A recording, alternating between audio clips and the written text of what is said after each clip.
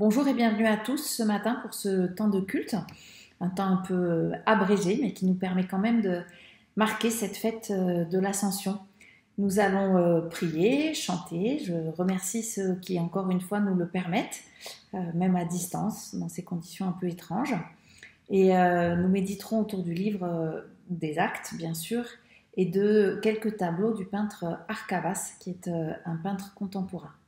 Mais pour rentrer dans ce temps de culte, je vous invite à la prière.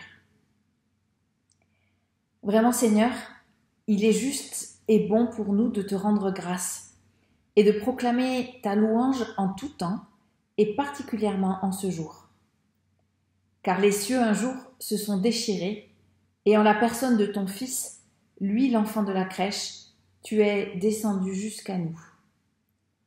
Or, voici qu'aujourd'hui, les cieux s'ouvrent à nouveau pour accueillir ce même Jésus, premier-né d'entre les morts. Il prend place à ta droite, lui, le premier d'entre nous, lui, le Seigneur des temps nouveaux. Auprès de toi, il intercède pour nous, et d'auprès de toi, il attire tout à lui. Aussi, dans la joie de sa victoire, qui est aussi la nôtre, avec les anges, tous ceux qui sont inscrits dans le livre de vie, nous célébrons ta gloire en chantant. Amen.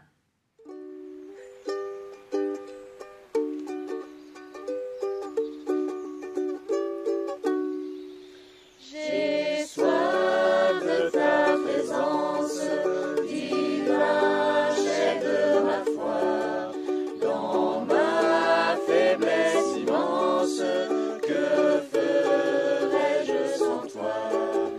Chaque jour, à chaque heure, oh, j'ai besoin de toi. Viens, Jésus, et demeure auprès de moi.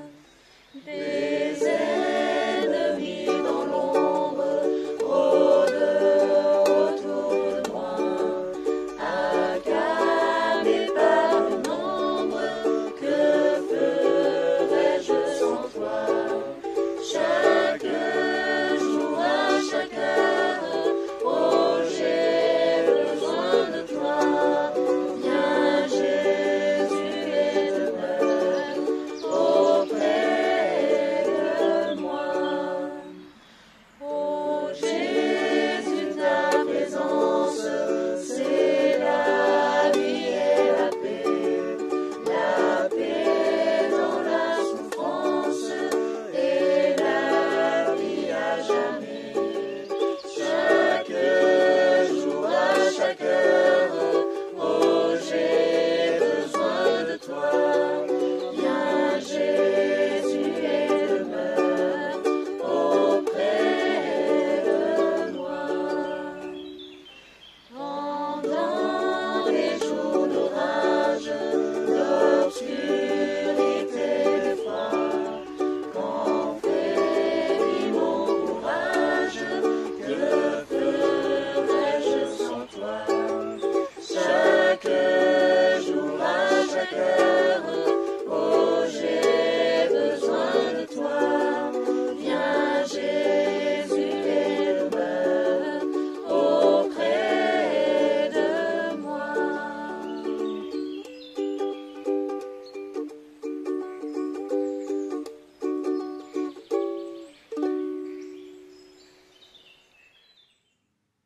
Et avant de lire ce texte qui est au tout début du livre des Actes, je vous invite à la prière.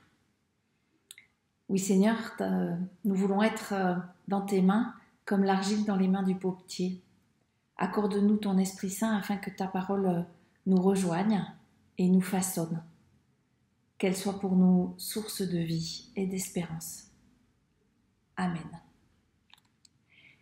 Et je vais donc lire le texte biblique qui sera entrecoupé de méditations et de ces fameux tableaux du peintre Arcabas. Au chapitre 1 du livre des Actes, à partir du verset 1. Cher Théophile, dans mon premier livre, j'ai raconté tout ce que Jésus a fait et enseigné dès le début, jusqu'au jour où il fut enlevé au ciel. Auparavant, il avait donné ses instructions par l'Esprit Saint à ceux qu'il avait choisis comme des apôtres. En effet, après avoir souffert jusqu'à la mort, c'est à eux qu'il se montra en leur prouvant de bien des manières qu'il était vivant. Pendant 40 jours, il leur apparut et il leur parla du règne de Dieu. Quelle chance ils ont eue, ces disciples! Quelle chance ils ont eu d'être accompagnés ainsi pendant 40 jours, d'avoir Jésus qui régulièrement marchait avec eux sur le chemin et prenait le temps de leur expliquer encore et encore. 40 jours pour prendre toute la mesure de la résurrection. 40 jours pour laisser sa présence prendre la place qui lui revenait dans leur vie. 40 jours pour questionner, écouter, rencontrer.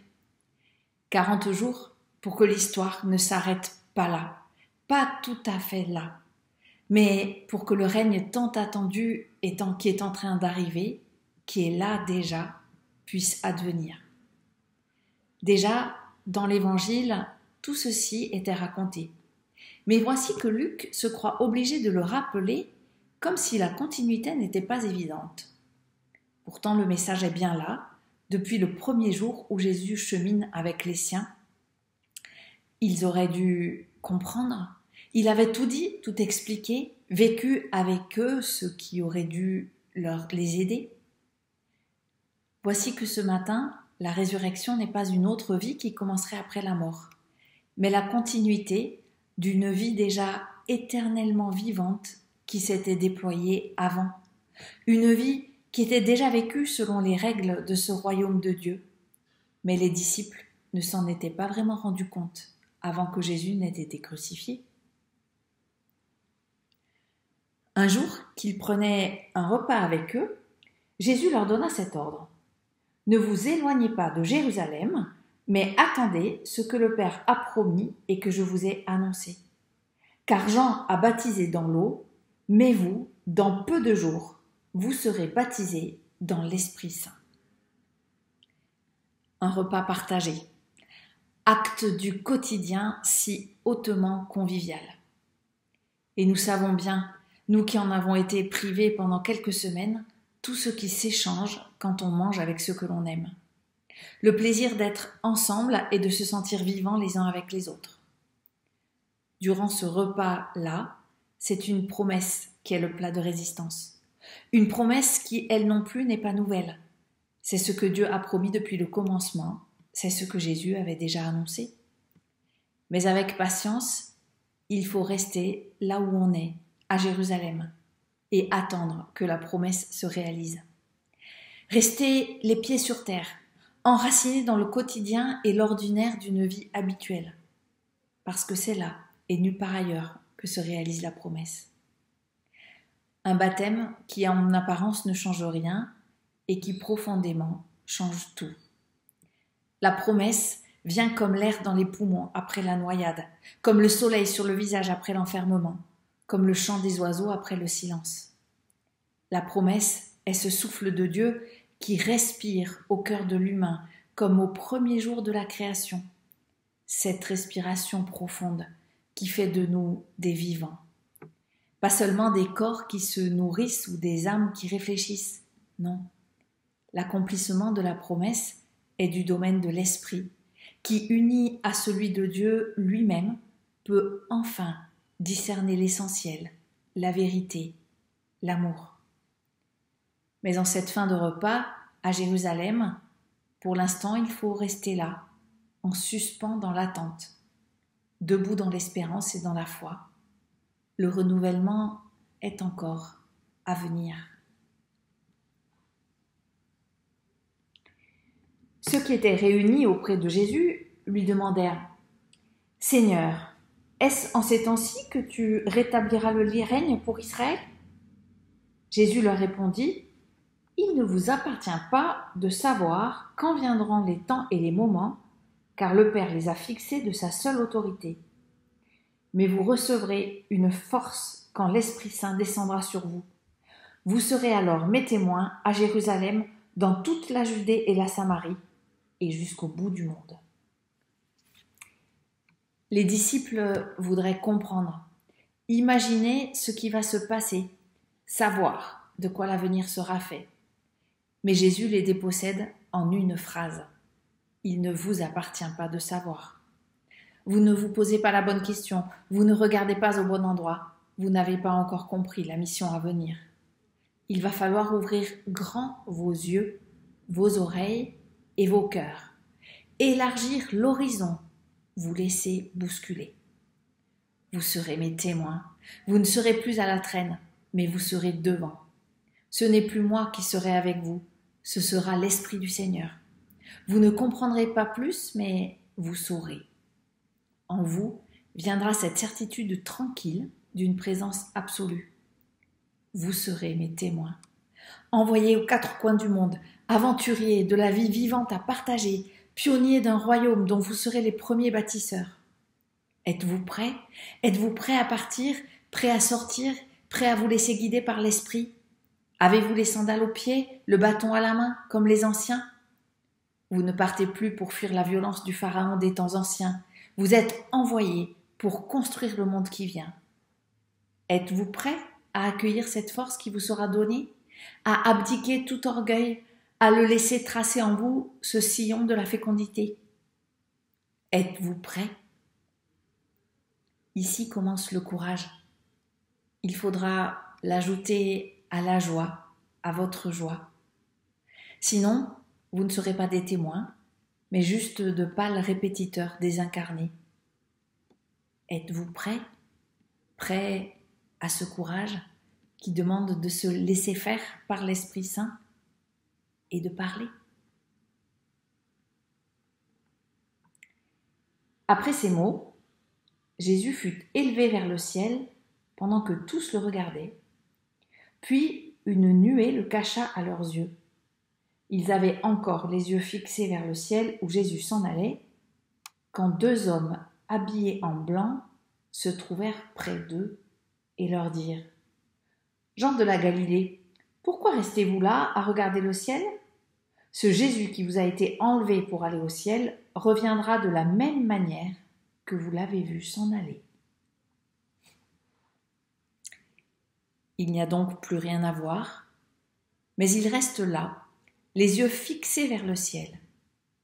Dorénavant, c'est avec le cœur qu'ils devront regarder, et c'est de l'intérieur que viendront les visions qui les conduiront. Maintenant, le Christ a achevé sa course. Il est parti de Dieu et il y revient, et pour toujours il y restera. Le visage du Dieu qui aime, entouré des couleurs de cet arc que jadis il avait décidé de définitivement raccrocher dans le ciel. Plus jamais de déluge et de destruction. Juste un visage qui est là et qui nous regarde. Une alliance, la vie à foison. Le visage d'un Dieu qui aime et de ses mains qui bénissent. Dorénavant, ce sera lui le point de repère.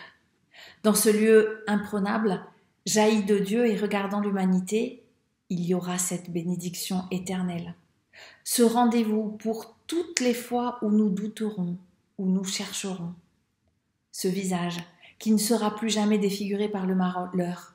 Cette parole qui ne se dérobera pas, comme une voûte au-dessus de nous, qui pour toujours nous protégera de la peur, de la colère, de la vanité, de la vacuité.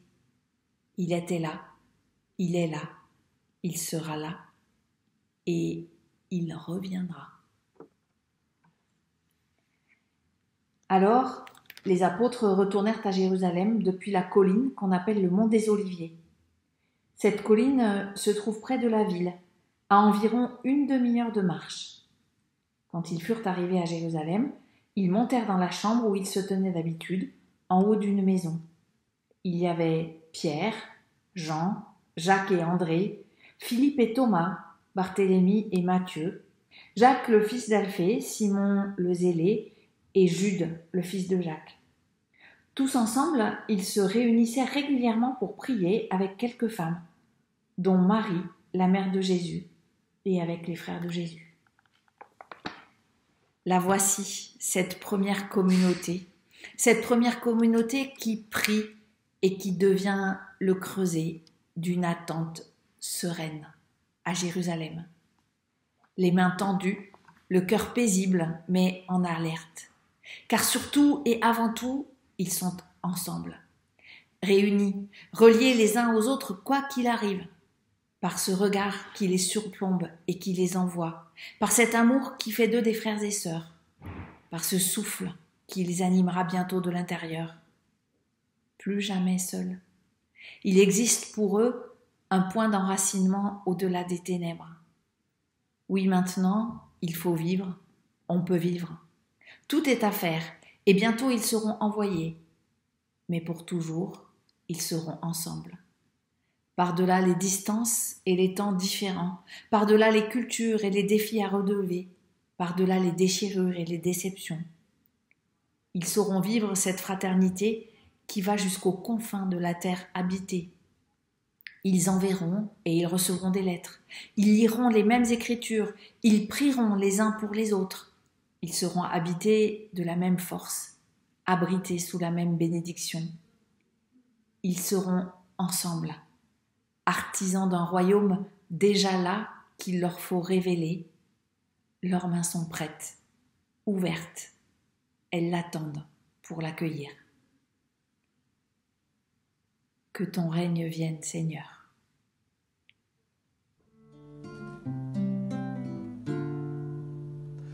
Notre Père, que ton règne vienne, notre Père, que ton règne vienne, notre Père, que ton règne vienne sur notre terre. Notre Père, que ton règne vienne, notre Père, que ton règne vienne, notre Père, que ton règne vienne sur notre terre. Notre Père, que ton règne vienne, notre Père, que ton règne vienne, notre Père, que ton règne vienne sur notre terre. Notre Père, que ton règne vienne, notre Père, que ton règne vienne, notre Père, que ton règne vienne sur notre terre.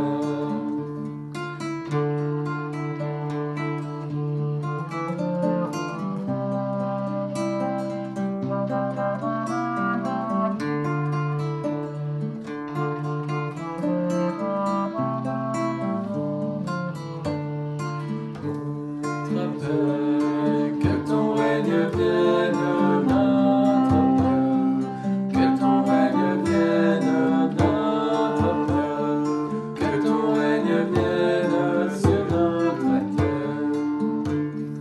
Notre Père, que ton règne vienne, notre Père, que ton règne vienne, notre Père, que ton règne vienne sur notre terre. Oui, voici qu'aujourd'hui, les cieux s'ouvrent à nouveau pour accueillir ce même Jésus qui est aujourd'hui le premier-né d'entre les morts. Il prend place à la droite de Dieu, lui, le premier d'entre nous, lui, le Seigneur des temps nouveaux. Auprès de Dieu, il intercède pour nous. Auprès de lui, il nous attire vers lui. Et c'est pourquoi, maintenant, nous pouvons partager sa prière en priant ensemble pour l'irruption du règne de Dieu dans notre monde aujourd'hui. Oui Seigneur, que ton règne vienne et que ta volonté soit faite.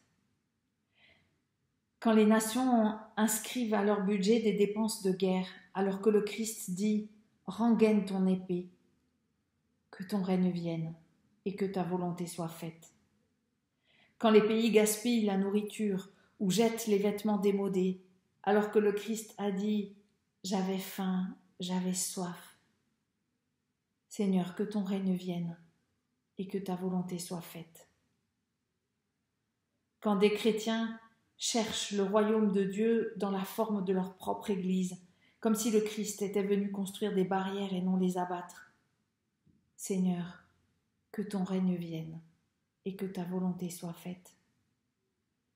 Quand des femmes qui se lèvent pour leur dignité sont traitées avec mépris et dédain, que ton règne vienne et que ta volonté soit faite. Quand des hommes s'efforcent d'être durs parce qu'ils ont peur d'être tendres, que ton règne vienne, que ta volonté soit faite. Quand nous nous soucions d'être adultes et oublions de devenir comme des enfants, que ton règne vienne, que ta volonté soit faite. Quand nos prières vacillent, que notre foi faiblit, que notre lumière s'estompe, que ton règne vienne et que ta volonté soit faite. Oui, quand Jésus-Christ nous appelle, que ton règne vienne et que ta volonté soit faite. Seigneur notre Dieu, tu as dit que ton règne est parmi nous. Ouvre nos oreilles pour l'entendre, ouvre nos mains pour le servir, ouvre nos cœurs pour l'accueillir. Viens Seigneur, nous t'attendons et nous te le demandons au nom de Jésus-Christ. Amen. Et avant de nous séparer, je partage avec vous ces quelques paroles. Pour tout ce que Dieu peut faire en nous, pour tout ce que Dieu peut faire sans nous, nous rendons grâce à Dieu.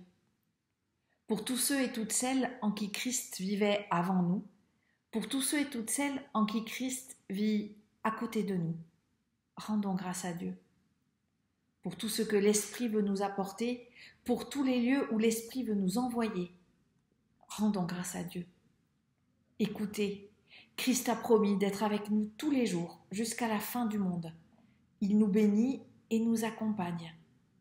Allons pour le servir. Amen.